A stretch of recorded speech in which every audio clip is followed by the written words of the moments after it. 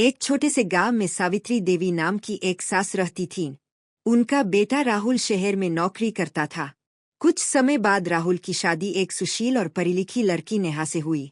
नेहा बहुत संस्कारी और समझदार थी, लेकिन नई जगह और नए माहौल को लेकर थोड़ी घबराई हुई भी थी। शादी के बाद जब नेहा ससुराल आई, तो शुरुआत में सब कुछ ठीक था, लेकिन धीरे धीरे छोटी छोटी बातों पर सास और बहू के बीच मतभेद होने लगे। सावित्री देवी को घर का काम अपने तरीके से पसंद था। उन्हें लगता था कि बहू को वही करना चाहिए जैसा वे कहती है। वही नेहा नए जमाने की थी, वह कुछ काम आसान तरीके से करना चाहती थी।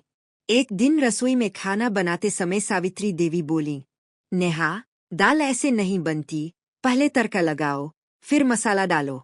नेहा ने धीरे से कहा, मां जी, मैं भी तो ऐसे ही बनाती हूँ, बस तरीका थोड़ा अलग है। सावित्री देवी को यह बात अच्छी नहीं लगी। उन्हें लगा कि बहू उनकी बात नहीं मानती।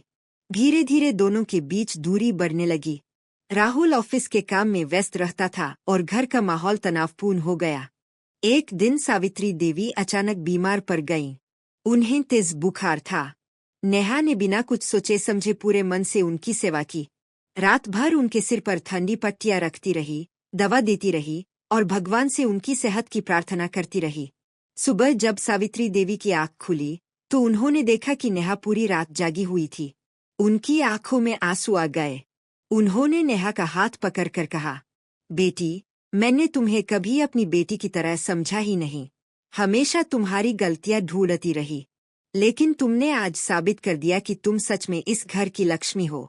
नेहा भी भावुक हो गई और बोली, मां जी, मैं हमेशा आपको अपनी माँ की तरह मानती हूँ। अगर मुझसे कोई गलती हो जाए तो मुझे प्यार से समझा दीजिए। उस दिन के बाद दोनों के रिश्ते में मिठास आ गई। सावित्री देवी ने भी नेहा को अपनी बेटी की तरह अपनाया और नेहा ने भी उन्हें माँ का पूरा सम्मान दिया।